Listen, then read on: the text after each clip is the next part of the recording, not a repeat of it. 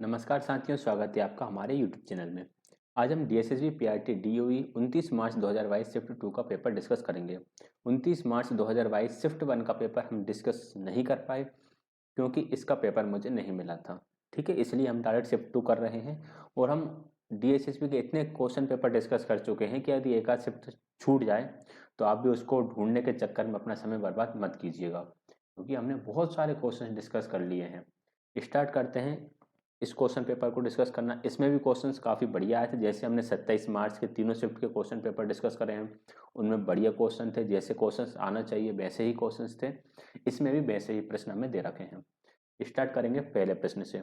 Which of the following is the shortest than all development stage? जो हमारी विकास की अवस्थाएं होती है, इन्फेंसी होता है, चाइल्डहुड होता है, एडोलेसेंस होता है, एडल्टहुड होता है, उसमें से कौन सी अवस्था है जो सबसे छोटी होती है? सबसे छोटी अवस्था आपकी शेष अवस्था होती है, यानी इन्फेंसी होती है, जो कि 0 से सिर्फ 2 वर्ष तक की होती है। एडोलेसेंस जो आपकी होती है लगभग 12-13 से शुरू हो जाती है और 18-19 तक चलती है, तो एक अच्छे खासे टाइम पीरियड तक चलती है। लेटर चाइल्डहुड जो है वो लगभग 7 से 11 से 12 वर्ष तक चलती है। अडल्टहुड जो है वो 18-19 से शुरू होके आपका वो 60 वर्ष तक चलता है। ठीक है, तो ये सारी अवस्थाएं बड़ी होती हैं। सबसे छोटी इन्फेंसी होती है जो 2 वर्ष की ही अवस्था होती है। आगे बढ़ेंगे। नेक्स्ट क्वेश्चन है, निम्नलिखित में से किसे परिपक्वता के लक्ष्य की ओर अग्रसर व्यवस्थित सुसंगत परिवर्तनों की एक प्रगतिशील श्रृंखला के रूप में परिभाषित किया जा सकता है? इंग्लिश में है, which of the following can be defined as a progressive series of systematic coherent changes leading towards the goal of maturity? देखिए, क्रम से चल रहा है, व्यवस्थित तरीके से चल रहा है और आपको एक परिपक्वता की ओर लेके जा रहा है। ये काम किस में होता है? विकास में होता है। विकास आपका एक सिस्टमेटिक तरीके से चलता है और परिपक्वता तक ये चलता रहता है। आपको परिपक्व कर देता है उस चीज में, चाहे आप मानसिक रूप से हो, शारीरिक रूप से हो या फिर भावनात्मक रूप से हो। अगला है क्वेश्चन नंबर 3। सामाजिकरण निम्नलिखित में से किस अवस्था के दौरान शुरू होता है? इस अवस्था में व्यक्ति दूसरों के साथ सीधे बातचीत करने से पहले साथ साथ खेलने में संलग्न हो सकता है, यानी बच्चा पहले साथ में खेलता है फिर उससे बातचीत बढ़ती है। तो खेल पहले बातचीत बाद में, ये सब आती है बाल्यावस्था के अंदर, यानी चाइल्डहुड के अंदर। Option number B correct answer रहेगा। आगे बढ़ेंगे क्वेश्चन नंबर 4 की तरफ। The teacher showed a film on the Mughals to the student rather than teaching them through text books. Text books से पढ़ाने की जगह उसने एक मुगल्स पर पिक्चर दिखा दी। The teacher was successful in attaining the attention of students as she worked on. शिक्षक ने क्या करा? उनकी अटेंशन को खींच के रखा। ठीक है, इसमें वह सफल रहा कि उसने बच्चों के अटेंशन को बना के रखा। तो ये किसके अंदर आएगा? Affective domain, comprehension, cognitive domain या साइकोमोटर डोमेन? देखिए, अटेंशन को खींच के रखा है, ये वाली सारी चीजें जो आती है वो अफेक्टिव डोमेन के अंदर आती हैं। ठीक है, ये जो वर्ड है ना अटेंशन, इस अटेंशन ने हमें ये बताया कि हमें अफेक्टिव डोमेन यहाँ पे टिक करना है। ब्लूम्स टैक्सोनॉमी से स्टार्टिंग के 20 क्वेश्चंस में से काफी क्वेश्चंस बने हैं। तो पहला इसका आंसर ऑप्शन नंबर फर्स्ट रहेगा, अफेक्टिव डोमेन यानी भावनात्मक क्षेत्र। विच of the following is not a product of learning? निम्नलिखित में से कौन सा सीखने का उत्पाद नहीं है? मोटर स्किल्स, इन्हें भी हम सीखते हैं। जो मोटर कौशल यानी गतिक कौशल होते हैं, जैसे चलना फिरना, बोलना, लिखना, ये सीखे जाते हैं। एटीट्यूड्स, अपना जो दृष्टिकोण है वह भी सीखा जाता है। जेस्चर्स, आपके जो हाव भाव है वे भी सीखे जाते हैं। लेकिन जो रिफ्लेक्स एक्शन है वह सीखे नहीं जाते, जैसे कि तेज प्रकाश पड़ने पर आंखें झपकना। ये चीज आप सीखते नहीं हो, ये बाय डिफॉल्ट आपके दिमाग में फिट रहती है। आपका जो रिफ्लेक्स है वो इसमें काम करता है। तो ये आपका लर्निंग का प्रोडक्ट नहीं होगा। रिफ्लेक्स एक्शन प्रतिवर्ती क्रियाएं सीखने का उत्पाद नहीं है।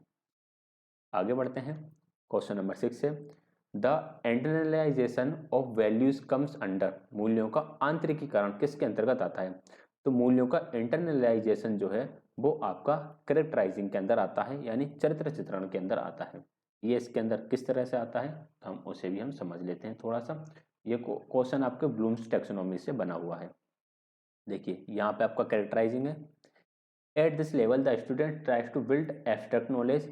At this level learners internalise, यहाँ पे वर्ड मिल गया, internalise values and demonstrate consistent pattern of the behaviour that reflect those value. यहाँ पे बच्चा अपना अमूर्त नॉलेज जो है वो बनाता है और जो भी वैल्यूज हैं उनको इंटरनलाइज कर लेता है, उनका आत्मीकरण कर लेता है, उनको अपने अंदर ढाल लेता है। ठीक है, ब्लूम्स टैक्सोनॉमी का ये अफेक्टिव डोमेन की सबसे उच्चतम स्तर की चीजें हैं। यहाँ पे जाके बच्चा वैल्यूज को अपने अंदर ढाल लेता है, यानी उस तरह से ही उसका बिहेवियर प्रेजेंट होने लगता है। तो ये आपका कैरेक्टराइजिंग है। बाकी रिसीविंग, रिस्पॉन्डिंग, वैल्यूइंग, ऑर्गेनाइजिंग, ये 4 चीज़ें और होती हैं, इन्हें आप पढ़ लेना। ब्लूम्स टैक्सोनॉमी आपने पढ़ रखी होगी सीटेट के टाइम पे, इसलिए हम इसको एक्सप्लेन करने में समय नहीं लगाते हैं। हम अगले क्वेश्चन की तरफ पढ़ते हैं। इसका पीडीएफ आपको टेलीग्राम चैनल पे मिल जाएगा, तो वहाँ से आप इसको और अच्छे तरीके से पढ़ लेना। अगला है question number 7, which states that development spreads over the body from head to foot. ये बहुत ही इजी क्वेश्चन लग रहा हो आपको कि जो विकास है वो आपके सिर से पैर की तरफ होता है। Changes in structures and functions can first be observed in the head, then trunk and finally the legs. जो अभी आपके परिवर्तन होते हैं वो पहले आपके सिर में दिखाई देते हैं, यानी पहले आपके सिर का विकास हो रहा है, फिर आपके ट्रंक का, और बाद में आपके पैरों का विकास हो रहा है। इसे हम क्या बोलते हैं? इसे हम सेफेलोकोडल प्रिंसिपल बोलते हैं, जिसे हिंदी में मस्तिष्का दो मुखी सिद्धांत भी कह दिया जाता है। आगे बढ़ेंगे क्वेश्चन नंबर 8 की तरफ। विच of the following is a process of behaviour modification through experiences, exercise and efforts. ये तो आपकी लर्निंग की डेफिनेशन दे रखी है कि अनुभव, अभ्यास और प्रयास के माध्यम से व्यवहार में परिवर्तन की जो प्रक्रिया है वह आपकी अधिगम या लर्निंग कहलाती है। सीखना को ही हम बाल विकास की भाषा में अधिगम कह देते हैं। आगे बढ़ते हैं क्वेश्चन नंबर 9 की तरफ। क्वेश्चन नंबर 9 है, at which of the following level does the child tries to build abstract knowledge in affective domain. निम्नलिखित में से किस स्तर पर बच्चा भावात्मक क्षेत्र के अमूर्त ज्ञान का निर्माण करने का प्रयास करता है। यदि आपने ये वाली स्लाइड ध्यान से देखी हो, यहाँ पे कैरेक्टराइजिंग में एक पॉइंट लिखा था, at this level the students tries to build abstract knowledge. बच्चा एब्स्ट्रैक्ट नॉलेज किस स्टेज में बनाना शुरू कर देता है? तो कैरेक्टराइजिंग स्टेट में बनाना शुरू कर देता है। तो इसका आंसर क्या हो जाएगा? कैरेक्टराइजिंग इसका आंसर हो जाएगा। बच्चा एब्स्ट्रैक्ट नॉलेज जो है वे अफेक्टिव डोमेन की कैरेक्टराइजिंग स्टेज में बनाना शुरू कर देता है, जो कि अफेक्टिव डोमेन की 5th स्टेज होती है और लास्ट स्टेज है, या सबसे ऊपर की स्टेज कह सकते हैं। When a very bright light falls on our eyes, we immediately close our eyelids. Such a behavior is called as। जब बहुत तेज रोशनी पड़ती है तो हम अपनी पलकें बंद कर लेते हैं। ऐसे व्यवहार को क्या कहोगे? लर्निंग नहीं होती है, ये ग्रोथ का भाग भी नहीं है, ये अनुभव से भी नहीं आता, ये रिफ्लेक्स एक्शन है जो जन्म से ही हमारे अंदर मौजूद होता है। अगला है question number 11, which of the following refers to the increase in size, numbers of cells and it is quantitative improvement in a child। देखिए यहाँ पर एक वर्ड दे दिया क्वांटिटेटिव इंप्रूवमेंट। क्वांटिटेटिव इंप्रूवमेंट दे दिया है तो हमें सीधा सीधा अर्थ समझ में आ गया। जब भी मात्रात्मक परिवर्तन, सुधार या वृद्धि होती है तो उसे हम ग्रोथ कहते हैं। राइट आंसर इसका ऑप्शन नंबर बी होगा। आगे बढ़ेंगे नेक्स्ट क्वेश्चन की तरफ। Question number 12, which of the following is called as a pre school stage. निम्नलिखित में से किसे प्री स्कूल चरण कहा जाता है? तो जो आपका अर्ली चाइल्डहुड होता है, प्रारंभिक बचपन, इसे प्री स्कूल चरण कहा जाता है। प्रारंभिक बचपन को लगभग 2 से 5 या 4 वर्ष तक होता है। अलग अलग बुक में आपको अलग अलग देखने के लिए मिल जाएगा, लेकिन शुरुआत 2 से ही होता है। लेटर चाइल्डहुड जो होता है वो 5 या 6 से शुरू होता है और ये आपका 11 से 12 तक जाता है। इसमें आप 6 भी लगा सकते हो। 5 या 6 तक चलता है अर्ली चाइल्डहुड। लेटर चाइल्डहुड 5-6 से 11-12 तक चलता है। इन्फेंसी 0 से 2, एडोलेसेंस से 12-13 से लेके आपका 18-19 तक चलता है। राइट आंसर इसका ऑप्शन नंबर ए हो जाएगा, अर्ली चाइल्डहुड।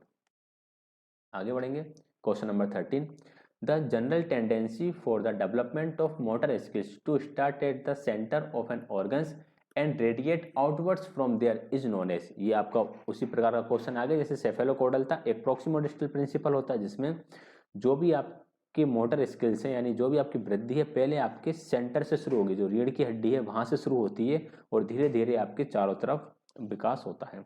इसे हम बोलते हैं proximodistal principle. Right answer option number B रहेगा। अगला है क्वेश्चन नंबर 14 है, निम्नलिखित में से कौन सा अधिगम प्रक्रिया की विशेषता नहीं है? Which of the following is not a characteristics of the learning process. पुराने अनुभवों का संशोधन, बिल्कुल आप मॉडिफाई करते हो आपके अनुभवों को। पुराने अनुभवों का अलगाव, आइसोलेशन, बिल्कुल नहीं होता है। नए अनुभवों का निर्माण बिल्कुल होता है। अनुभवों में विकास एवं वृद्धि भी होती है। तो पुराने अनुभवों का अलगाव हम नहीं करते हैं और हमें बताना था कौन सी विशेषता नहीं है, तो यही इसकी विशेषता नहीं होगी। Right answer option number B हो जाएगा। आगे बढ़ते हैं क्वेश्चन नंबर 15 की तरफ।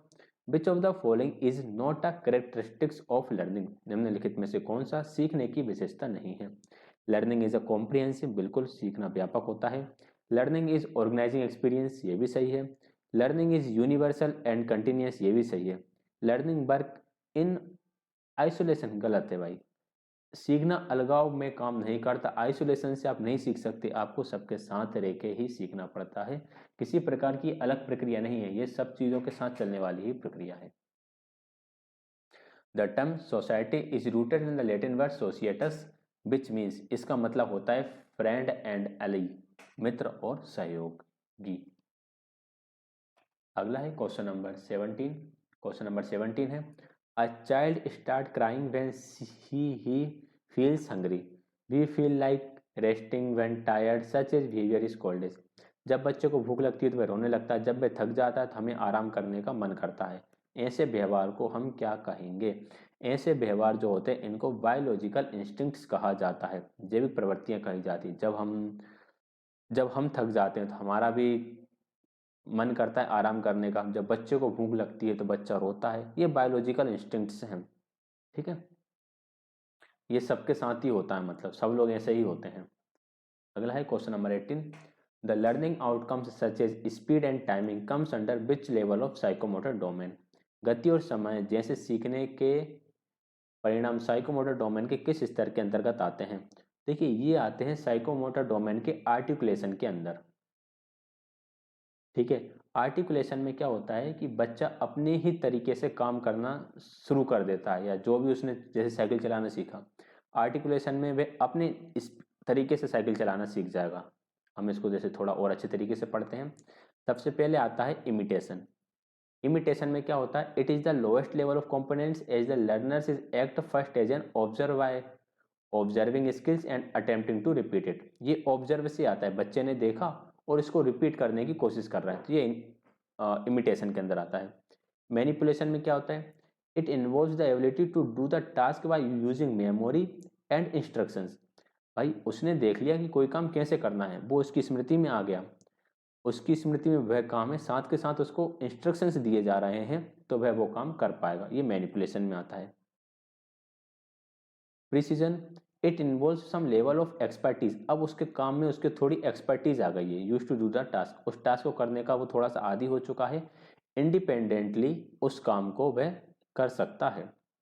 Articulation, ability to use multiple method and actions to independently perform the task. जैसे आप कह सकते हो कि एक बच्चे ने सबसे पहले, मान लो उसको साइकिल चलाना सीखना था, तो पहले उसने ऑब्जर्व करा और साइकिल चलाने की कोशिश करी कि हैंडल को पकड़ना होता है, पेडल को मारना होता है।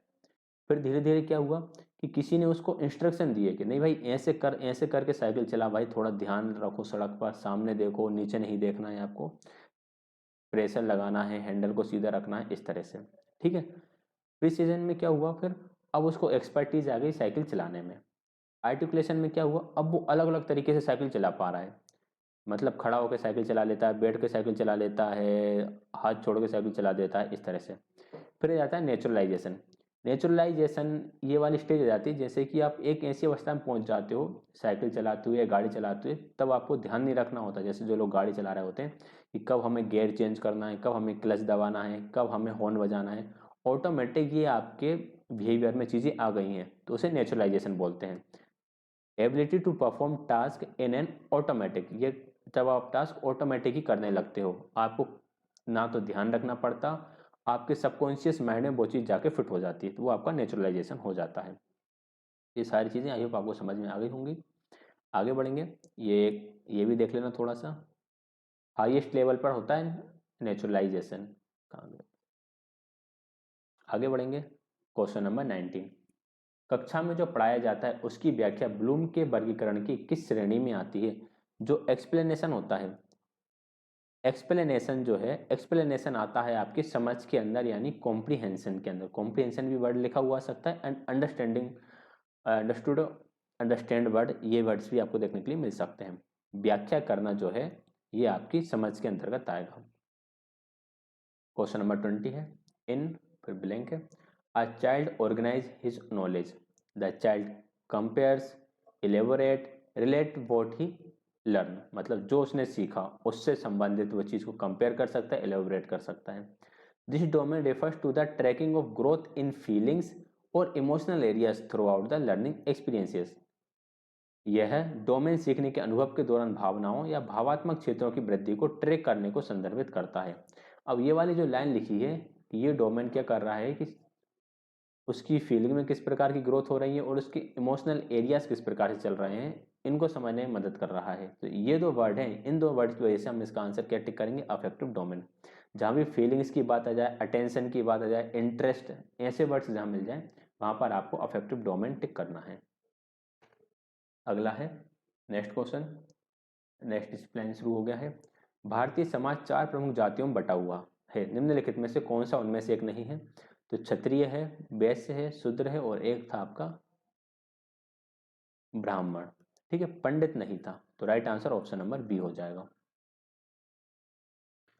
क्वेश्चन नंबर सेकंड, निम्नलिखित में से कौन सी एक प्रक्रिया है जिसके द्वारा सभी के लिए समान अवसर सुनिश्चित करने का प्रयास किया जाता है, चाहे उसकी पृष्ठभूमि कुछ भी हो?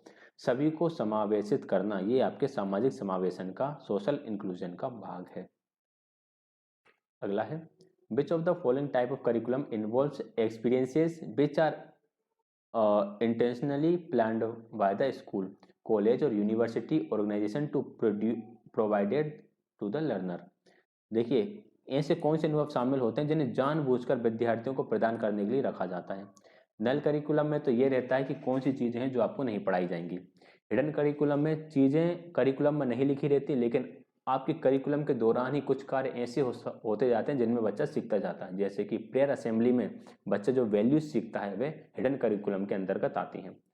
इम्प्लिसिट करिकुलम क्या होता है? इम्प्लिसिट करिकुलम ऐसा होता है कि टीचर जो होता है, टीचर के दिमाग में हर एक बच्चे के लिए एक करिकुलम बना होता है कि किस बच्चे का एटीट्यूड किस प्रकार का है, किस बच्चे का इंटरेस्ट किस प्रकार का है, उसके हिसाब से एक अलग लेवल का करिकुलम टीचर के दिमाग में या टीचर के थिंकिंग प्रोसेस में बना होता है, जो रिटर्न नहीं होता। याद रखिएगा, इम्प्लिसिट जो होता है वो रिटर्न नहीं होता है। अब आ गया ओवर्ट। ओवर्ट करिकुलम है, एक्सप्लिसिट लिखा हुआ आए या फिर रिटर्न लिखा आए, एक ही बात है। ये करिकुलम रिटर्न करिकुलम होता है जिसमें सारे निर्देश लिखे होते हैं, सारे नियम लिखे होते हैं, किस तरह से करिकुलम को चलाना होता है। इससे आप दूसरे को आसानी से समझा भी सकते हैं। ओवर्ट को समझा सकते हैं यानी एक्सप्लिसिट को समझा सकते हैं, इम्प्लिसिट को किसी को आसानी से आप नहीं समझा सकते। ये टीचर की थिंकिंग प्रोसेस का भाग होता है, ये रिटर्न नहीं होता है। एक्सप्लिसिट, ओवर्ट, रिटर्न ये लिखित होता है। तो हम ये कह सकते हैं कि हमारे जो एनसीएफ है वह एक ओवर्ट करिकुलम है जो कि लिखा हुआ है, जिसे आप दूसरे को बता सकते हो कि किस तरह से आपको इसको लागू करना है, उसे समझा सकते हो। आगे बढ़ते हैं नेक्स्ट क्वेश्चन की तरफ। Question number 4। क्वेश्चन नंबर 4 है, अरविंदो गेवा आत्मविद्या as a type of knowledge, what do you mean by आत्मविद्या? अरविंदो ने ज्ञान के प्रकार में आत्मविद्या दी थी। आत्मविद्या से आपका क्या अभिप्राय है? देखो, अरविंदो ने 4 प्रकार के नॉलेज की बात करी। ठीक है, यह एक आपके वो थे, क्या बोलते हैं, फिलोसोफर थे एक, इन्होंने अपनी फिलोसफी दी है। फिलोसफी में 4 प्रकार के ज्ञान की बात करी है।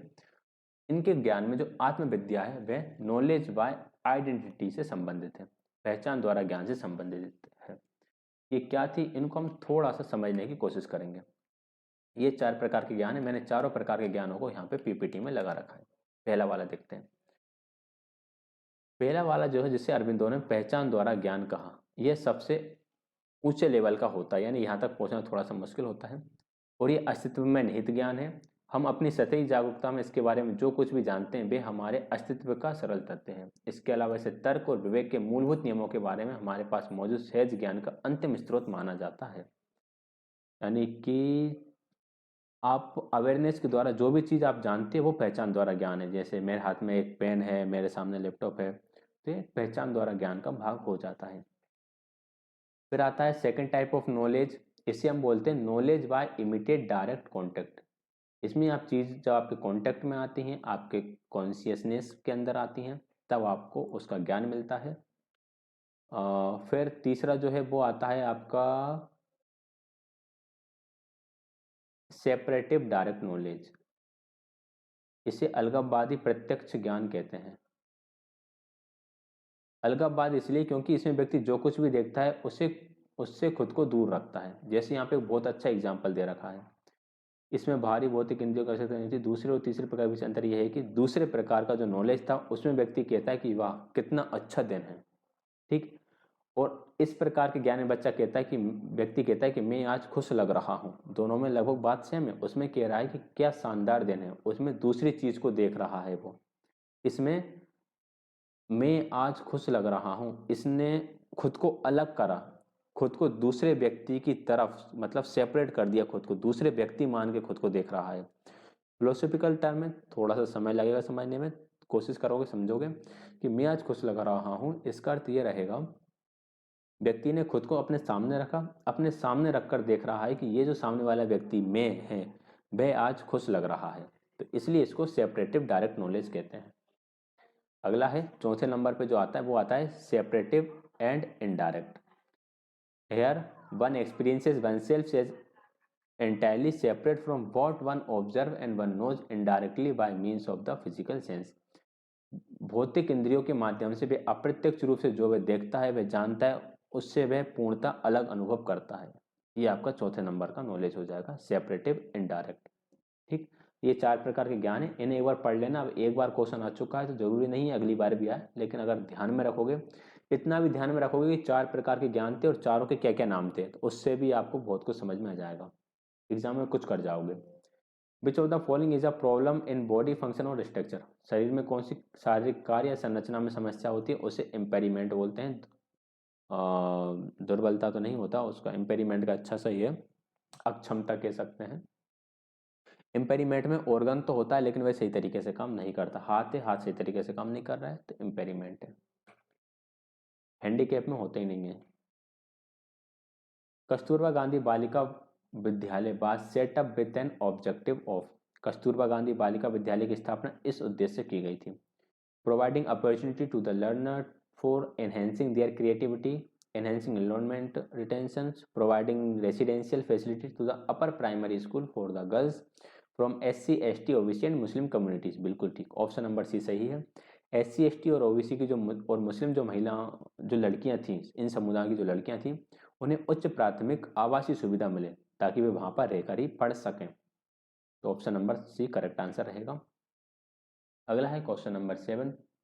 क्वेश्चन है which of the following term used by the psychiatric community to diagnose people who feel their biological body doesn't match with their sense of self and gender identity।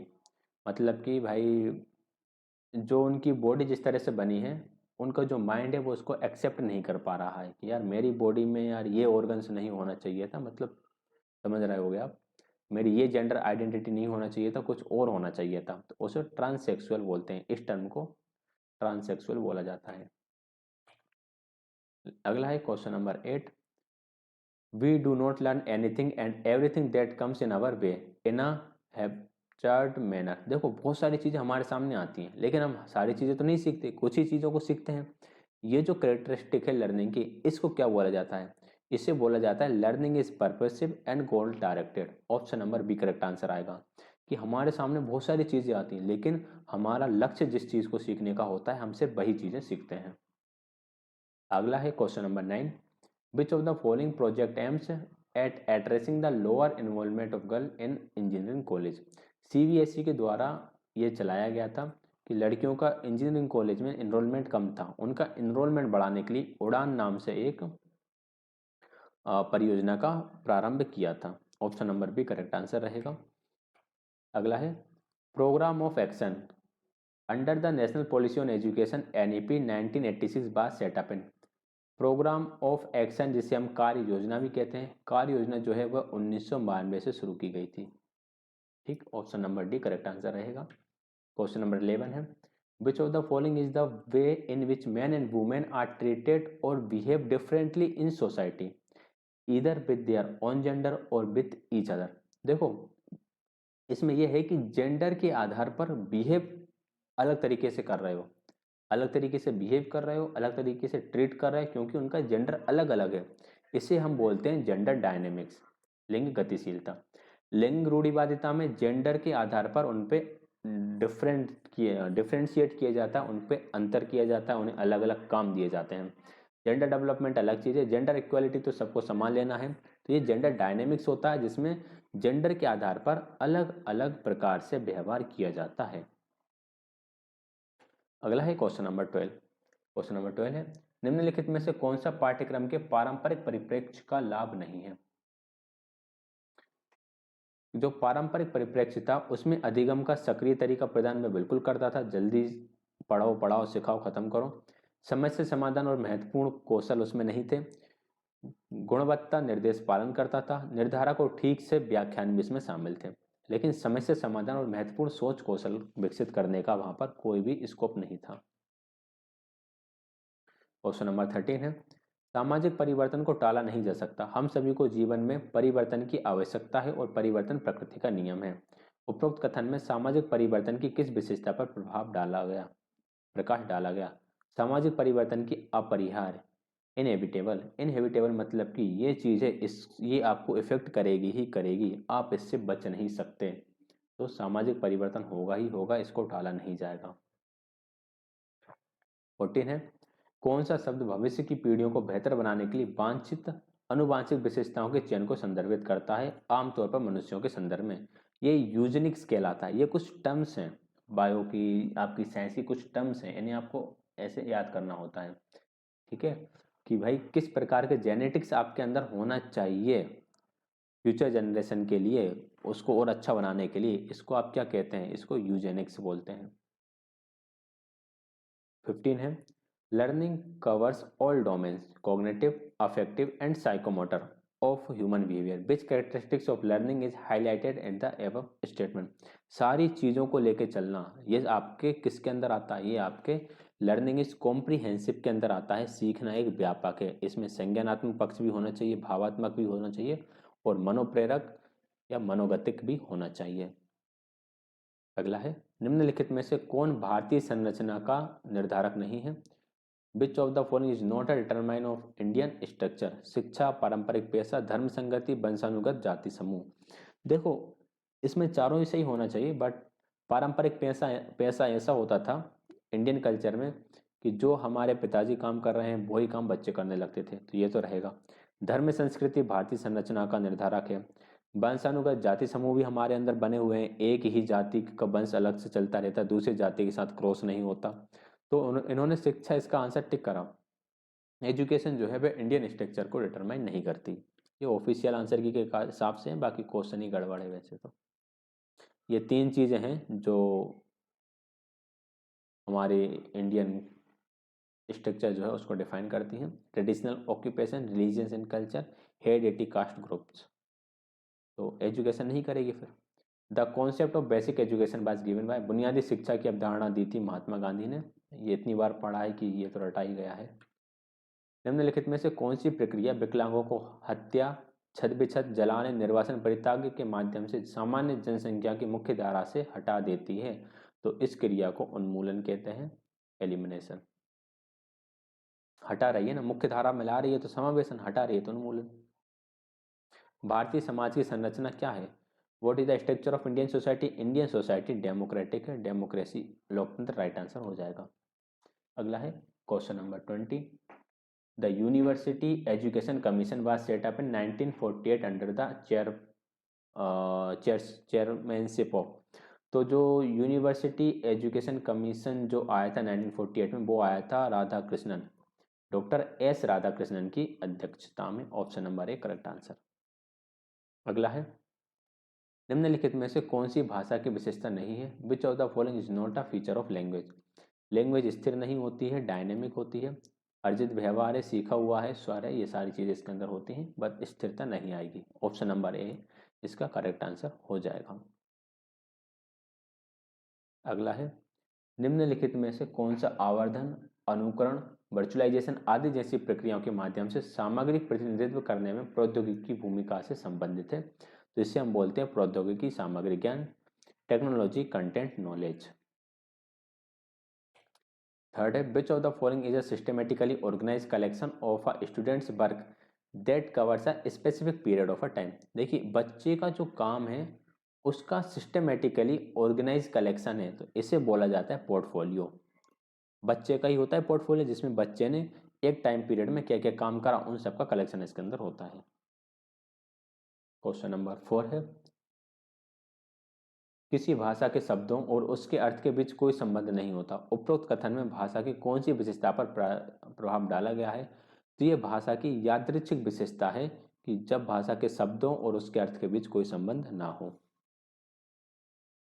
Question number 5, in which of the following approach does the teacher facilitate collaborative learning, manage information, application etc।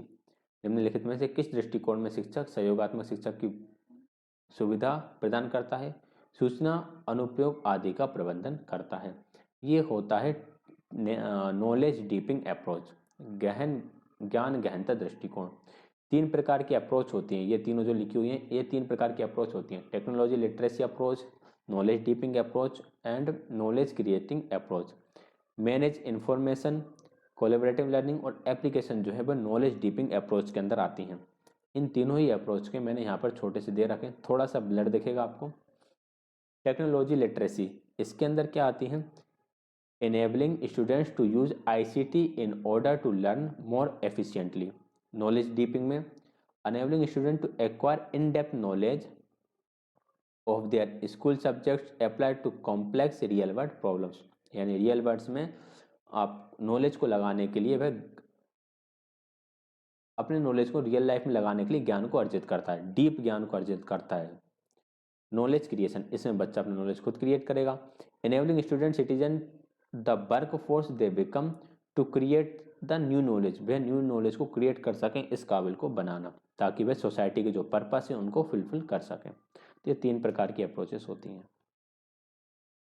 अगला है, which of the following statement is false, कौन सा statement गलत है?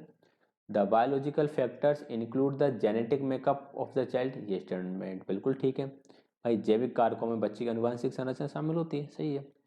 All childrens go through the different stages while acquiring language depending on the language they speak, थोड़ा सा गड़बड़ लग रहा है, चलो और देखते हैं।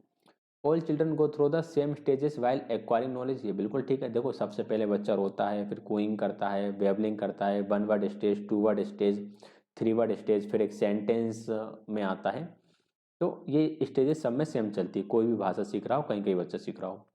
All new born are most responsive to the sounds of the human voice which shows that we have an inborn ability to learn language.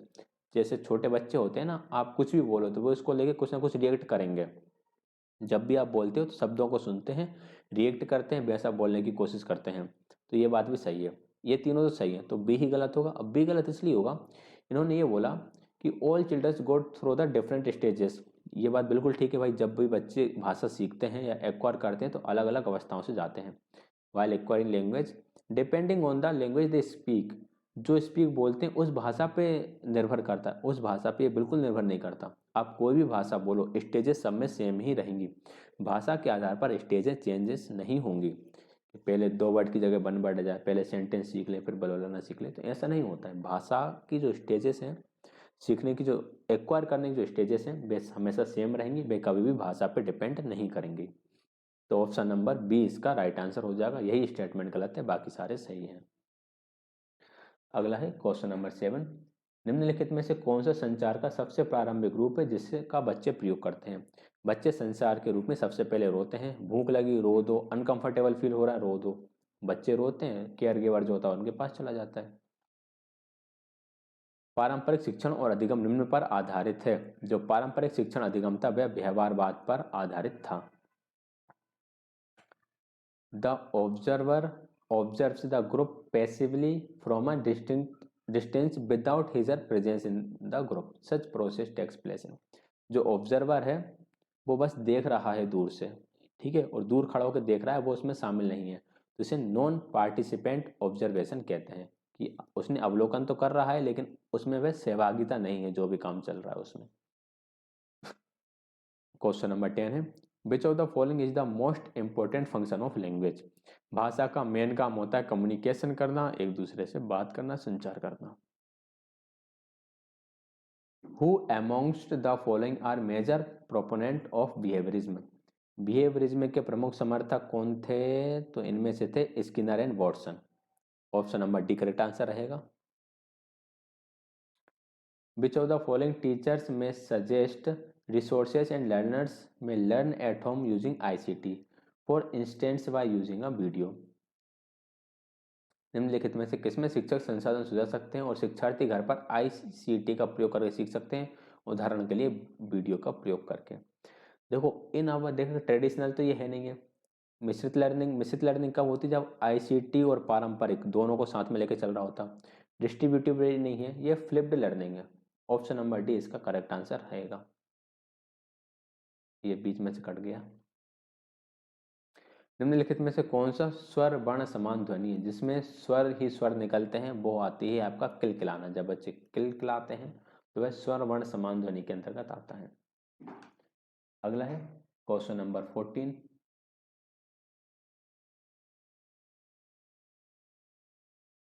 Which of the following approach talks about the development of skill to use ICT. निम्नलिखित में से कौन सा दृष्टिकोण ICT का उपयोग करने के लिए कौशल विकास के बारे में बात करता है?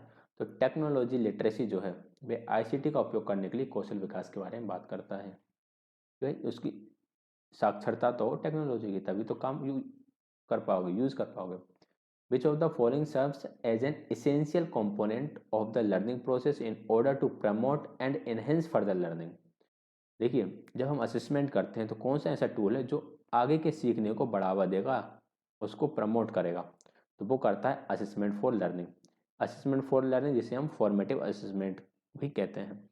फॉर्मेटिव असेसमेंट में बच्चे की जो कमी होती है उनको निदान किया जाता है, कमियों को दूर किया जाता है, जो उसकी लर्निंग को बेहतर बनाता है। तो option number A correct answer रहेगा। क्वेश्चन नंबर 16 है। निम्नलिखित में से किसमें व्याकरण, शब्दावली, विषय सूची, ब्राह्मचिन्ह के साथ साथ समाचारों को सुसंगत रूप से व्यवस्थित करने की क्षमता पर एक समृद्ध नियंत्रण शामिल है? ये सारी चीज़ों पर हम ध्यान कब देते हैं? जब हम लिख रहे होते हैं। तो ये राइटिंग स्किल के अंदर आ जाएगा। अगला है according to which policy the main goal of mathematics education is in school is the mathematisation of the child's thought process. बच्चे की जो थॉट प्रोसेस उसको मैथमेटाइज करना यानी गणितीयकरण करना बच्चे के विचारों का, ये बोला था एनसीएफ 2005 ने। ऑप्शन नंबर डी इसका करेक्ट आंसर हो जाएगा। अगला है who among the following are major proponent of constructivism. Constructivism के पियाजे वाइगोत्स्की दोनों थे। वॉटसन बिहेवियरिज्म थे, स्किनर बिहेवियरिज्म, ये दोनों तो बिहेवियरिज्म थे ही, यहाँ पे स्किनर बिहेवियरिज्म वाले थे। तो option number A correct answer हो जाएगा। रचनावाद के जो प्रमुख समर्थक थे वो पियाजे और वाइगोत्स्की थे। क्वेश्चन नंबर 19 है which of the following is called the traditional objectives of language teaching. Language teaching का जो ऑब्जेक्टिव्स है वो हमेशा ऐसे ही चलेगा, LSRW, listening, speaking, reading and writing. Option number C correct answer हो जाएगा। क्वेश्चन नंबर 20 है निम्नलिखित में से कौन सी देखभालकर्ता की भूमिका नहीं है? बच्चों को खिलौने और घरेलू सामान दिखाना, ये तो भूमिका है। ब्लैक बोर्ड की मदद से उन्हें गिनती अक्षर याद दिलाना, ये तो टीचर की भूमिका हो गई। भाषा सरल रखें, ये देखभालकर्ता की भूमिका है। मनमोहक लोरिया गाएं, यह भी देखभालकर्ता की भूमिका है। तो ऑप्शन नंबर बी यहाँ पर करेक्ट आंसर हो जाएगा।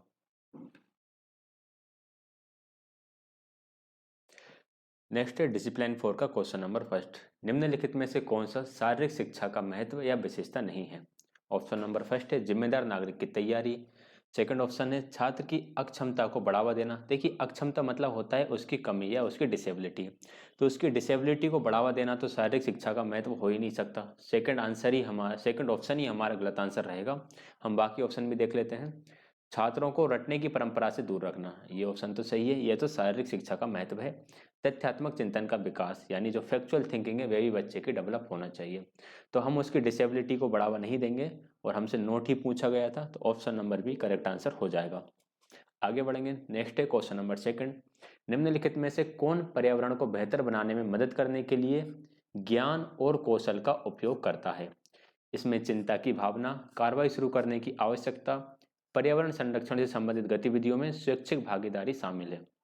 ये क्वेश्चन सीधा सीधा NIOS से बनकर आया है। NIOS में 3 टाइप्स के लर्निंग ऑफ एनवायरनमेंट दे रखे हैं। एक दिया है learning for the environment, learning about the environment and learning through the environment. Learning in the environment कुछ नहीं होता, ये बस ऑप्शन को बढ़ाने के लिए दिया है। अब हमें इस क्वेश्चन के हिसाब से कौन सा इसमें से सही होगा वह हमें टिक करना है। तो इसके हिसाब से ऑप्शन नंबर ए सही रहेगा, learning for the environment. Learning for the environment जो होता है वो नॉलेज और स्किल को यूज़ करता है एनवायरनमेंट को इम्प्रूव करने के लिए। तो ऑप्शन नंबर फर्स्ट इसका करेक्ट आंसर होगा। आगे बढ़ते हैं नेक्स्ट क्वेश्चन की तरफ। क्वेश्चन नंबर थर्ड है, निम्नलिखित में से किसे साक्रेटिक यानी जो सुकरात विधि है उसके नाम से जाना जाता है। तो सुकरात ने एक विधि दी थी जिसे बोलते हैं डायलेक्टिकल अप्रोच या द्वंद्वात्मक उपागम। द्वंद्वात्मक उपागम क्या होता है, इसमें कोई भी एक टॉपिक होता है, उस टॉपिक के बारे में लोगों के अलग अलग दृष्टिकोण होते हैं और उस दृष्टिकोण के बारे में वह संवाद करते हैं, उसे द्वंद्वात्मक उपागम कहा जाता है। सुकरात और प्लेटो का इसमें मेन नाम आता है। यहाँ पे सुकरात दिया हुआ था तो हमने उसके हिसाब से ऑप्शन नंबर भी टिक करा है। प्लेटो भी इसमें आ सकता है या दोनों के नाम भी इसके अंदर आ सकते हैं। तो ऑप्शन नंबर सेकंड इसका करेक्ट आंसर रहेगा। अगला है क्वेश्चन नंबर 4, निम्नलिखित में से किसका अर्थ है कि मूल्यांकन प्रक्रिया को तीनों संज्ञानात्मक, साइकोमोटर और संवेदनात्मक डोमेन का भी आकलन करना चाहिए। जो हमारी मूल्यांकन की प्रक्रिया है, जो असेसमेंट प्रोसेस है, असेसमेंट प्रोसेस जो हमारी ज़्यादातर संज्ञानात्मक पक्ष को ही देखती है, लेकिन उसको हमारा जो साइकोमोटर और जो सेंसरी मोटर है, अफेक्टिव डोमेन जिसे हम कहते हैं, अफेक्टिव डोमेन का भी आकलन करना चाहिए।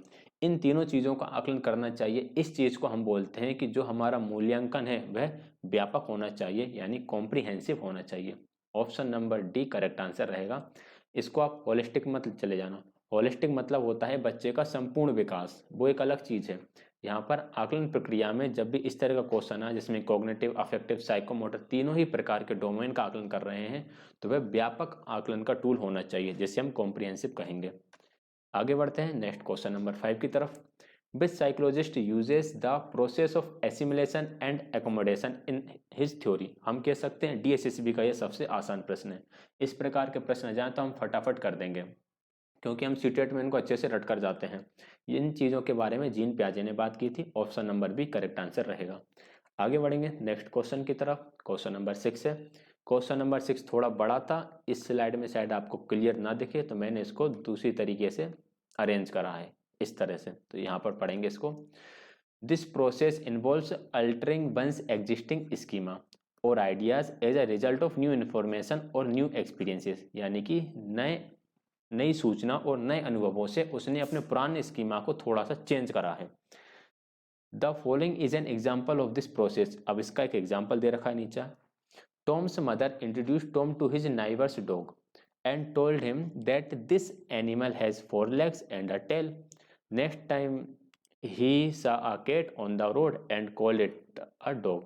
हुआ क्या कि टॉम की मॉम ने बताया, अपने नाइबर का जो डॉग है उसको समझाते हुए बताया कि देखो ये जो है ये कुत्ता है जिसकी 4 पैर और एक पूंछ होती है।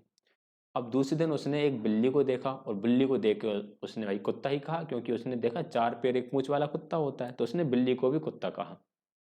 His mother explained in difference between cat and a dog. फिर उसकी माँ ने कुत्ते और बिल्ली के बीच में अंतर बताया। Now Tom knows the difference between a cat and dog. अब जो टॉम है वो कुत्ते और बिल्ली के बीच में अंतर को समझ गया है। इस प्रोसेस को क्या कहेंगे? प्रोसेस में उसने करा क्या, देखो इसका जो आंसर है वो इसी लाइन में दे रखा था। ये जो इतना बड़ा एग्जाम्पल दे रखा है, इस एग्जाम्पल को हम पढ़ते ना पढ़ते कुछ समझ में नहीं आता। जब भी स्कीमा या विचारों को बदलते हैं, जब भी हम हमारे एग्जिस्टिंग स्कीमा को चेंज करते हैं तो हमेशा एकोमोडेशन होता है, समायोजन वहां पर होता है। तो ऑप्शन नंबर बी इसका करेक्ट आंसर हो जाएगा। आगे बढ़ेंगे नेक्स्ट क्वेश्चन की तरफ। क्वेश्चन नंबर 7 है। निम्नलिखित में से कौन सी क्रिया क्रिया संज्ञानात्मक क्षेत्र का उद्देश्य नहीं है? देखिए इसका आंसर ऑफिशियल आंसर की में कंस्ट्रक्ट दे रखा है, यानी कि ए दे रखा है। अगर हमारी जो कॉग्निटिव डोमेन की बात करते हैं, कॉग्निटिव डोमेन की जो वर्ब्स होती हैं उस वर्ब्स के अंदर जो हमारा जैसे आइडेंटिफाई है, यानी कि पहचान करना है, पहचान करना हमारा कॉम्प्रिहेंसिव के अंतर्गत आ जाता है। कॉम्प्रिहेंसिव के अंदर हमारा आइडेंटिटी यानी पहचान करना आ जाता है। कंपेयर हमारा आ जाता है एनालाइज के अंदर। एनालाइज के अंदर हमारा कंपेयर करना जाता है। और इसकी एक जो आपकी अवस्था होती है सिंथेसिस। सिंथेसिस अवस्था के अंदर एक आता है क्रिएट, या सिंथेसिस को ही क्रिएट किया था वो चेंज हुआ था, क्रिएट या फिर कंस्ट्रक्ट। तो ये तो आपका सिंथेसिस के अंतर्गत आ गया। तो फिर हम इसका आंसर ऑप्शन नंबर बी लगाएंगे, क्योंकि स्टेज जो है ऐसी कोई सी वर्ब वहां पर नहीं दी गई थी। ऑफिशियल आंसर की में ए आंसर दिया गया था, बट इसका right answer option number B होगा। स्टेज जो है वह कोई वर्ब नहीं है कॉग्निटिव डोमेन की। बाकी ये तीनों वर्ब है, हमें पता है। कंपेयर एनालाइज के अंदर जाएगा, आइडेंटिफाई कॉम्प्रिहेंसिव के अंतर्गत आ जाएगा, और जो कंस्ट्रक्ट होता है, निर्माण जो होता है, वो सिंथेसिस के अंतर्गत आ जाता है। तो right answer option number B लेके चलेंगे। आगे बढ़ते हैं question number 8। During which stage of school must we tackle problems of postures, particularly sitting, standing, while reading or writing of a student? देखो, हमें स्कूल की किस अवस्था में बच्चों के पोस्चर से डील करना होता है, जैसे बच्चे किस तरह से बैठ रहे हैं, किस तरह से खड़े हो रहे हैं, जब वो लिखते हैं या पढ़ते हैं तो लिखते समय किस तरह से बैठे हैं, या पढ़ते समय किस तरह से खड़े हो रहे हैं। ये चीज़ें कब देखना पड़ती है? ये चीज़ें हमें, इन चीज़ों से हमें एलिमेंट्री स्टेज में गुजरना पड़ता है। जब बच्चे स्कूल में आते हैं नए नए, उन्हें नहीं पता कि भाई लिखने के लिए कैसे बैठा जाता है, या जब टीचर कहता है कि खड़े हो जाइए या कोई भी टॉपिक पढ़िए, कोई भी पैराग्राफ पढ़िए, तो उसे कैसे पढ़ना होता है, कैसे खड़े होना होता है, पोस्चर कैसा रखना होता है, तो एलिमेंट्री स्टेज में इन सब चीज़ों से टैकल करना होता है। आगे बढ़ेंगे। नेक्स्ट क्वेश्चन है question number 9। Which of the following includes knowledge of components of environment, such as knowledge of social institutions, their structure and functions, local traditions, customs, culture, etc. इन सारी चीज़ों के बारे में हम environment में कहाँ पढ़ते हैं? इन सारी चीज़ों के बारे में हम वहाँ पढ़ते हैं जहाँ लर्निंग अबाउट द एनवायरनमेंट होता है, पर्यावरण के बारे में सीखना। क्योंकि ये सारी चीज़ें पर्यावरण का हिस्सा ही होगी ना, सामाजिक संस्थान, उनकी संरचना, तो आप पर्यावरण के बारे में सीख रहे हो। और पहला जो हमने टिक करा था वो पर्यावरण के लिए था। पर्यावरण के लिए क्यों था? क्योंकि आपकी स्किल का प्रयोग करके वहाँ पर जो एनवायरनमेंट है उसको इम्प्रूव किया जा रहा था, तो वह लर्निंग फॉर द एनवायरनमेंट हो जाएगा। यहाँ पर आप एनवायरनमेंट के कंपोनेंट्स पढ़ रहे हो कि सोशल इंस्टीट्यूट्स हो गए, ट्रेडिशंस हो गए, कस्टम्स, कल्चर्स, ये एनवायरनमेंट के कंपोनेंट्स हैं। तो यहाँ लर्निंग अबाउट द एनवायरनमेंट आएगा। तो option number D correct answer होगा। आगे है question number 10। Which of the following approach is related to problem solving that uses a practical method or various shortcuts? कौन सा दृष्टिकोण समस्या समाधान से संबंधित है? समस्या समाधान से संबंधित आपकी खोज विधि होती है, या आपकी प्रोजेक्ट मेथड भी हो सकती है, लेकिन यहाँ पे खोज विधि, प्रोजेक्ट मेथड दोनों ही नहीं दे रखी थी। तो ये ह्यूरिस्टिक की तरफ जाएंगे हम। जो ह्यूरिस्टिक अप्रोच है वे खोज विधि या साइंटिफिक मेथड का ही एक प्रकार से हिस्सा है। Option number A correct answer इसका रहेगा। अगला है क्वेश्चन नंबर 11। इन जीन पियाजे theory of cognitive development which of the following stage extends from birth to acquisition of knowledge? देखिए, जन्म से कौन सी स्टेज चलती है पियाजे के कॉग्निटिव डेवलपमेंट में? 0 से 2 वर्ष तक हमारी स्टेज चलती है sensory motor stage. Option number C. इन्होंने थोड़ा सा चेंज करके यहाँ पे भाषा अधिग्रहण लिख दिया। 2 वर्ष की उम्र तक भाषा अधिग्रहण शुरू हो जाता है। पूरी तरीके से तो नहीं आता, लेकिन काफ़ी लेवल तक बच्चा पहुँच जाता है। छोटे छोटे वाक्य मीन्स टेलीग्राफिक स्पीच तक पहुँच जाता है, जहाँ एक वाक्य के लिए 2 शब्द 3 शब्द का प्रयोग करना सीख जाता है। अगला है question number 12। Which of the following is not an importance of art education in elementary education? निम्नलिखित में से कौन सा प्राथमिक शिक्षा में कला शिक्षा का महत्व नहीं है? आर्ट एजुकेशन की इंपॉर्टेंस क्या नहीं होगी, देखते हैं। Increasing the aspects of judging of others, practical aptitudes to develop free expressions, appreciation of beauty. बताइए क्या होगा इसका राइट आंसर? तो दूसरों को आंकने के पहलू को बढ़ाता है। ये कला शिक्षा का महत्व नहीं है कि दूसरों को जज करना। प्रैक्टिकल एप्टीट्यूड ये इसका पक्ष है। डेवलप टू फ्री एक्सप्रेशन, देखिए कला शिक्षा जब बच्चे आर्ट कर रहे होते हैं, कुछ भी बना रहे होते हैं, तो खुद को इंडिपेंडेंटली एक्सप्रेस कर रहे होते हैं। एप्रिसिएशन ऑफ ब्यूटी, सुंदरता की सराहना। मान लो अच्छी पेंटिंग बनाई तो उसकी सराहना करना है। अगला है question number 13। Who supports the deductive approach? They also believes that our response to environment stimuli shape our action. देखिए, रिस्पॉन्स स्टिमुलस जहाँ भी दिख जाए तो हम सीधा सीधा बिहेवियरिज्म की तरफ चले जाते हैं, तो बिहेवियरिस्टिक अप्रोच ये होगी। ये जो वर्ड्स हैं ना, ये कीवर्ड्स होते हैं। ये कीवर्ड्स हमें बता देते हैं कि ये चीज़ किससे जुड़ी हुई है। तो राइट आंसर इसका ऑप्शन नंबर बी रहेगा, व्यवहारवादी। Who supports the inductive approach, देखो जस्ट अपोजिट क्वेश्चन आ गया। यहाँ पे लिखा था who supports the deductive approach, तो अपन ने बिहेवियरिस्टिक टिक कर दिया। अब इसका अपोजिट आ गया who supports the inductive approach. हमारा करिकुलम पहले डिडक्टिव अप्रोच पर ही बेस्ड था, यानी बिहेवियरिस्टिक पर बेस्ड था। अब इंडक्टिव अप्रोच पर बेस्ड है, तो जो किस पर आधारित है, कंस्ट्रक्टिविज्म पर आधारित है, रचनावादी पर आधारित है। एनसीएफ 2005 जो है वो भी किस पर आधारित है, रचनावादी दृष्टिकोण पर ही आधारित है, जिसमें इंडक्टिव अप्रोच पर फोकस करा गया है। आगे बढ़ेंगे क्वेश्चन नंबर 15 की तरफ। विच of the following is not an objective of teaching history, history पढ़ाने का क्या उद्देश्य नहीं है। टू टीच टॉलरेंस, ये तो है, सहिष्णुता सिखाना है। To strength intellectual ability of learners, ये भी है भाई, उनकी जो बौद्धिक क्षमता है उनको मजबूत करना। प्रमोटिंग सेल्फ अंडरस्टैंडिंग, ये तो होगा ना ही चाहिए। एंड ईगोसेंट्रिज्म, ईगोसेंट्रिज्म नहीं बढ़ाना। ये देखिए एक वर्ड अच्छा लिखा था यहाँ पे सेल्फ अंडरस्टैंडिंग, लेकिन ईगोसेंट्रिज्म वर्ड लिख के इन्होंने इस ऑप्शन को बेकार बना दिया। हम अहम केंद्रिता को बढ़ावा नहीं देंगे। To provide proper concept of time space and society, इसको ये चीज़ें समझ में वहाँ से आती हैं, तो उसका उद्देश्य कौन सा नहीं रहेगा, ऑप्शन नंबर सी नहीं रहेगा। सेल्फ अंडरस्टैंडिंग को तो बढ़ाते हैं लेकिन ईगोसेंट्रिज्म को बढ़ावा नहीं देते। Which of the following can not be called as the feature of history, निम्नलिखित में से किसे इतिहास की विशेषता नहीं कहा जा सकता। इतिहास की विशेषता क्या है, वर्तमान की व्याख्या करता है, बिल्कुल करता है। घटनाओं का वस्तुनिष्ठ अभिलेख होता है, बिल्कुल होता है। निर्जीव वस्तुओं से संबंधित तो ज़्यादा नहीं होता। अतीत के आलोक में वर्तमान का अध्ययन भी किया जाता है। ये प्रेजेंट को एक्सप्लेन करता है।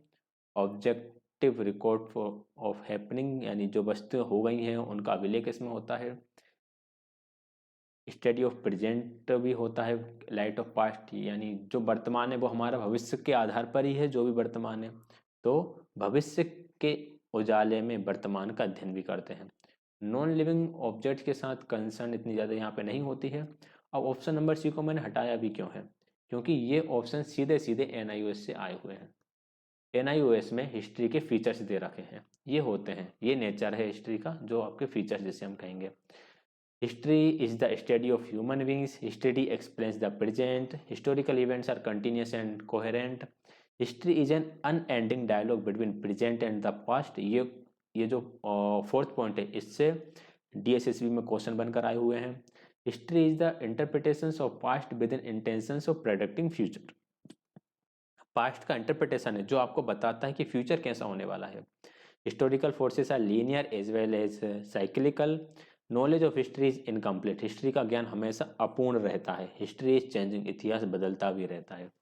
ठीक है, नई नई खोजें होती हैं, उससे इतिहास बदल जाता है। अगला है क्वेश्चन नंबर 17। निम्नलिखित में से कौन कला शिक्षा का मुख्य मूल्य नहीं है। सामाजिक जिम्मेदारी, बिल्कुल है। जेंडर स्टीरियोटाइपिंग तो नहीं होना चाहिए। समानता की सराहना, ये रहता है। मतभेद की प्रशंसा करना, मतभेद मतलब कि अलग अलग दृष्टिकोणों की प्रशंसा करना। ठीक है, कई लोग हैं भाई, 4 लोग हैं, चारों का अपना अपना दृष्टिकोण है, तो उनको हटाना नहीं है, उनको सराहना है। तो ऑप्शन नंबर सी इसका, सॉरी ऑप्शन नंबर बी इसका करेक्ट आंसर होगा, जेंडर स्टीरियोटाइपिंग। ये आर्ट एजुकेशन का मुख्य मूल्य नहीं है। आगे बढ़ते हैं क्वेश्चन नंबर 18 की तरफ।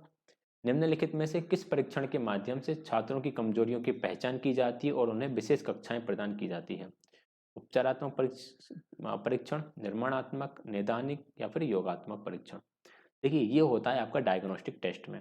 डायग्नोस्टिक टेस्ट में आप पता करते हैं कि बच्चे की क्या कमी है, एंड रेमेडियल टेस्ट में उसके हिसाब से लेसन प्लान तैयार किए जाते हैं। डायग्नोस्टिक टेस्ट के माध्यम से हमें बच्चे की जो वीकनेस है उनका पता चलता है। तो option number C correct answer रहेगा। क्वेश्चन नंबर 19 है, which of the following is not a graphic art. निम्नलिखित में से कौन सा ग्राफिक कला नहीं है। हम देख लेते हैं किसमें पेन मैन का यूज नहीं हो रहा। डांसिंग में, सॉरी डिजाइनिंग में होता है, डांसिंग में नहीं होता, ड्राइंग में होगा एंड पेंटिंग में होगा। जिसमें आप पेन से कुछ भी बनाते हो वो आपकी ग्राफिक आर्ट के अंदर आ जाती है। नृत्य में किसी प्रकार की ड्राइंग की जरूरत नहीं पड़ती कुछ भी ड्रॉ करने की, तो वह आपका ग्राफिक आर्ट नहीं होगा। अगला है क्वेश्चन नंबर 20। निम्नलिखित में से कौन मूल्योन्मुखी शिक्षक है। Which of the following is value oriented education. देखो मूल्य हमें हर विषय से मिलते हैं, चाहे हम गणित पढ़ें, हिंदी पढ़ें, अंग्रेजी पढ़ें, पर्यावरण पढ़ें, हर चीज़ से हमें वैल्यूज मिलती हैं। लेकिन वैल्यू पर आधारित जो शिक्षा होती है वह पर्यावरण शिक्षा होती है, एनवायरमेंटल एजुकेशन होती है। एनवायरमेंटल एजुकेशन में बच्चों को कैसा बिहेव करना चाहिए, चीज़ों को किस तरह से रखना चाहिए ताकि वे दूसरों के भी काम में आ सकें, ईमानदारी, सत्यनिष्ठा, ये सारी चीज़ें भी सिखाई जाती हैं पर्यावरण शिक्षा के अंदर। परिवार के बारे में भी बताया जाता है, हमारे एनवायरनमेंट, हमारी कल्चर, हमारी संस्कृति के बारे में भी बताया जाता है। तो वैल्यू ओरिएंटेड एजुकेशन के लिए अगर आपको सभी विषयों में से किसी एक विषय का चुनाव करना पड़े तो वहाँ पर हम एनवायरमेंटल एजुकेशन यानी पर्यावरण शिक्षा का चुनाव करेंगे। ऑप्शन नंबर सी इसका करेक्ट आंसर रहेगा। आगे बढ़ेंगे क्वेश्चन नंबर फर्स्ट की तरफ, डिसिप्लिन 5 एंड इसका क्वेश्चन नंबर फर्स्ट। निम्नलिखित में से किस पद्धति में किसी विशेष कार्य के लिए छात्र स्वयं ही लक्ष्य निर्धारित करते हैं, अपने लक्ष्य को प्राप्त करने के लिए आवश्यक संसाधन तैयार करते हैं, योजना बनाते हैं और एकत्र करते हैं? ये सारी चीज़ें जो हैं वे चलती हैं प्रोजेक्ट मेथड के अंदर। प्रोजेक्ट मेथड के अंदर बच्चा जो रहेगा उसको एक बस टॉपिक दे दिया कि इस टॉपिक पर आपको प्रोजेक्ट बनाना है। अब वह खुद ही लक्ष्य निर्धारित करेगा कि मैं प्रोजेक्ट कैसे बनाऊं, मेरे प्रोजेक्ट के लिए क्या क्या चीज़ें ज़रूरी है, उनको कैसे एग्जीक्यूट करना है, उनको कैसे इकट्ठा करना है, वो सब उसी पर निर्भर रहता है। तो ये प्रोजेक्ट मेथड के अंदर चलेगा। अगला क्वेश्चन है क्वेश्चन नंबर सेकंड। काम और शिक्षा को एकीकृत किया जाना चाहिए, निम्नलिखित में से किसने औपचारिक विद्यालय शिक्षा में इसकी अनुपस्थिति की ओर इशारा किया? देखो यहाँ पर जो ऑप्शंस दे रखे हैं इन ऑप्शंस के अकॉर्डिंग हम राइट आंसर टिक करेंगे। बुड्स का घोषणा पत्र, बुड्स का मैनिफेस्टो जो आया था, इसने इस बारे में बात की थी, इसने गर्ल्स एजुकेशन के बारे में बात की थी और इससे भारतीय एजुकेशन का मैग्ना कार्टा भी कहा जाता है बुड्स डिस्पैच को। इसने हमारे एजुकेशन सिस्टम में काफ़ी चेंजेस करे। इसने ये भी कहा था कि एलिमेंट्री एजुकेशन तो मदर टंग में दो, लेकिन इसके बाद जो आपकी सेकेंडरी एजुकेशन आती है उसको आप इंग्लिश मीडियम रखो और हायर एजुकेशन को भी आप कम्प्लीटली इंग्लिश मीडियम में रखो। इन्होंने बुड्स डिस्पैच के अंदर इन्होंने ये बताया कि यूरोपियन सभ्यता भारतीय नागरिकों को अधिक ईमानदार और कार्य के प्रति कर्तव्यनिष्ठ बनाने की ओर प्रेरित करेंगी, जिससे हमें अच्छे कर्मचारी मिलेंगे। तो ये सारा बुड्स का घोषणा पत्र था। तो राइट आंसर इसका ऑप्शन नंबर सी रहेगा। वैसे अगर ये क्वेश्चन आता तो हम यहाँ पे गांधी जी की जो बुनियादी शिक्षा है उसको टिक करते, लेकिन वो ऑप्शन में दे नहीं रखा था, तो हम यहाँ पे बुड्स मैनिफेस्टो टिक करेंगे। अगला है question number third. The Olympic games are held once after every how many years? तो हर 4 साल बाद ओलंपिक गेम्स होते हैं। आगे बढ़ते हैं नेक्स्ट क्वेश्चन की तरफ। Under which stage of Jean पियाजे cognitive development a child engage in symbolic play? Symbolic play जब भी आ जाए तो आपको हमेशा प्री ऑपरेशनल स्टेज लगाना है। सिंबॉलिक प्ले मतलब किसी भी चीज़ को कुछ ही बना के खेलना। पेन को एरोप्लेन बना के खेलते हैं छोटे बच्चे, जो टीवी का रिमोट है उसको कार बनाकर खेलते हैं, तो ये सिंबॉलिक प्ले आते हैं। तो राइट आंसर इसका ऑप्शन नंबर सी रहेगा। Which of the following is best suited for wave relationship? यानी कि संबंधों का जाल। संबंधों का जाल हमें कहाँ देखने के लिए मिलता है? फैमिली में, फ्रेंडशिप में, स्कूल में या सोसाइटी में? तो सबसे ज़्यादा कहाँ देखने के लिए मिलेगा? सोसाइटी में। ये सारे तो समाज का हिस्सा ही होगा और ये सारे एक दूसरे से रिलेटेड तो रहते ही हैं। तो राइट आंसर इसका ऑप्शन नंबर डी रहेगा। क्वेश्चन नंबर 6 है which of the following is not an importance of physical education? निम्नलिखित में से कौन सा शारीरिक शिक्षा का महत्व नहीं है? Human body can be developed in good proportions. बिल्कुल ठीक है भाई, फिजिकल एजुकेशन से आपका जो शरीर है वह सही अनुपात में विकसित होगा, यानी पूरी मसल्स सही तरीके से डेवलप होंगी। ऐसा नहीं होगा कि भाई एक पैर मजबूत हो गए हाथ कमजोर रह गए, हाथ मजबूत हो गए पैर कमजोर रह गए, ऐसा नहीं होगा। पूरी बॉडी एक सही अनुपात में विकसित होगी। Aggression can be enhanced. Aggression बढ़ता नहीं है, एनहेंस नहीं होता, एग्रेशन तो रिड्यूस होता है। Providing knowledge about health, health की नॉलेज पता चलती है, बिल्कुल ठीक है। Leisure time can be utilise properly, ये भी सही है, जो खाली समय है उसका सही से प्रयोग भी हो जाता है। Right answer option number B रहेगा। यह फिजिकल एजुकेशन का इंपॉर्टेंस नहीं है, उसकी महत्व नहीं है। अगला है question number 7। Children think that the star twinkle in the sky because they are happy. This concept is called as. बच्चे ये सोचते हैं कि तारे चमक रहे हैं क्योंकि वह खुश हैं, इसे क्या कहा जाता है? इसे जीन पियाजे की थ्योरी में एनिमिज्म कहा जाता है, यानी जीववाद। जीववाद वह थ्योरी है या वह कॉन्सेप्ट है जिसमें बच्चे निर्जीव वस्तुओं को भी सजीव समझते हैं। Right answer option number C रहेगा। अगला है question number 8, a child understanding that objects continue to exist even though he or she can not see or hear them is called as. ये वही आपका ऑब्जेक्ट परमानेंस हो गया। जब बच्चे के सामने से ऑब्जेक्ट को हटा दें तो वह उसे ढूंढता है, क्योंकि उसे पता है कि वह ऑब्जेक्ट गायब नहीं हुआ है, अभी भी वह एग्जिस्ट करता है। इसे ऑब्जेक्ट परमानेंसी कहते हैं। Option number B correct answer रहेगा, वस्तु स्थायित्व। सेंसरी मोटर स्टेज की जो 6th स्टेज है उसमें वस्तु स्थायित्व बच्चा प्राप्त करता है 18 माह की उम्र में। Question number 9, in which of the following aspect does the child fail to understand the true relationship between cause and effect. निम्नलिखित में से किस पहलू में बच्चा कारण और प्रभाव के बीच अच्छे संबंध को समझने में विफल रहता है। तो बच्चा ट्रांसडिक्टिव रीजनिंग में इस तर्क को समझने में विफल रहता है। Option number D correct answer रहेगा। क्वेश्चन नंबर 10 है, the ability to deliver oxygen and tissues arid to remove wastage over a sustained period time. Long run and swim are the methods employed in measuring these components. Which components are they talking about? देखो हमारे शरीर की जो capacity होती है, यानी ability है कि हम कितनी देर तक कोई काम कर सकते हैं और उस काम से कितनी जल्दी हम थकान उतार सकते हैं, यानी थोड़ा ही रेस्ट करके दोबारा से हम अच्छे लेवल का काम कर सकते हैं, उसी तरह का काम कर सकते हैं, दौड़ भाग कर सकते हैं, तो उसे एंड्योरेंस बोला जाता है। एंड्योरेंस है क्या, इसको हम थोड़ा सा समझ लेते हैं। Endurance is the ability to continue a activity or extend oneself for a long period of time. कोई एक्टिविटी को कंटिन्यू करें या फिर एक ही एक्टिविटी में बहुत समय तक लगे रहें।